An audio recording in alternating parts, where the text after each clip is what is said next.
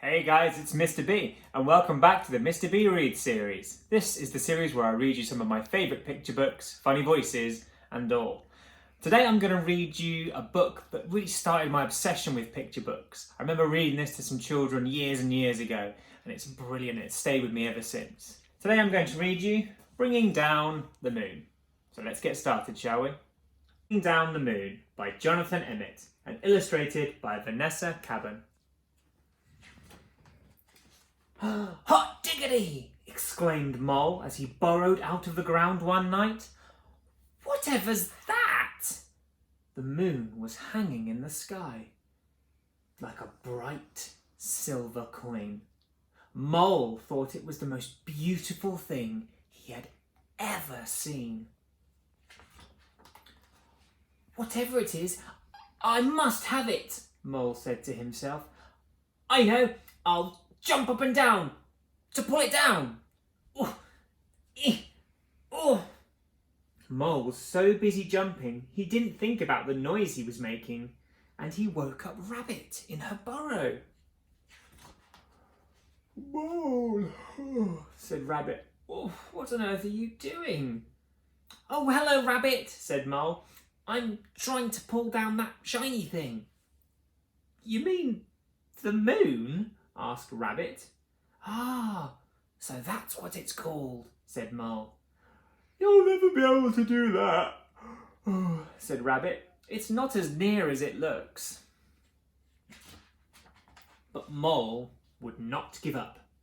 "I know," he thought. "I'll get a stick and poke it down." And so he found a long stick and poked it up at the moon. Mole was so busy poking that he tripped over Hedgehog in his bed of leaves. "Mole," grunted Hedgehog, "what in the weevil are you up to?" "Oh, hello, Hedgehog," said Mole. "I'm trying to poke down the moon." "Oh, you'll never do that," said Hedgehog. "It's not as near as it looks." But Mole would not give up. "I know," he thought. "I'll throw something at it and knock it down." So he found some acorns and threw them at the moon. "Ouch!" said Squirrel. "Mole, have you gone completely nuts?" "Oh, hello, Squirrel," said Mole. "No, I'm trying to knock down the moon." "Oh, you'll never do that," said Squirrel. "It's nowhere near as it looks." But Mole, he wanted the moon so badly that he would not give up. "I know," he thought. "I'll climb the tree and I'll fetch it down." Mole had never climbed a tree before. It was hard work, and he was scared to be so far from the ground. But he kept on going until he saw the moon resting in the leaves above him.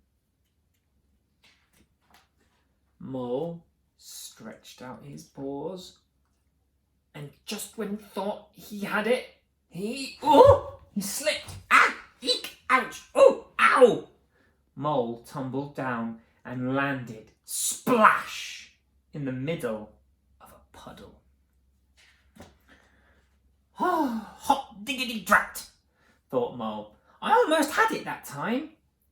Then he noticed something floating in the puddle beside him. It was pale and wrinkled, but Mole recognised it at once. "The moon," he whispered. "It must have fallen down with me." He reached out to pick the moon.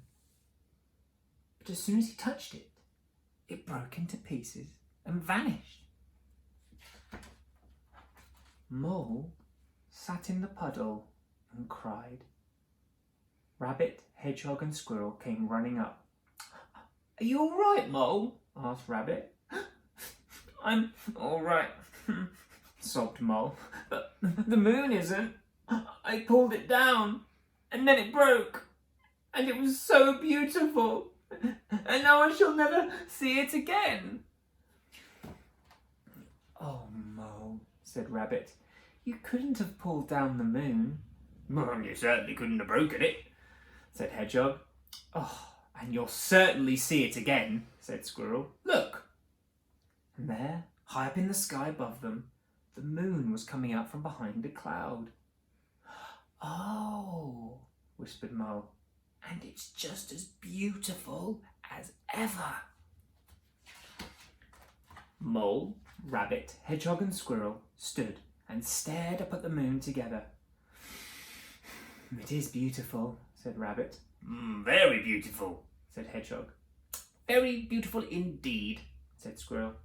Yes, said Mole, but it's not as near as it looks.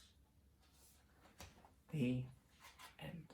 Hey guys, thank you for listening to my rendition of Bringing Down the Moon. Please support the official release and tune in tomorrow for tomorrow's story. Take care.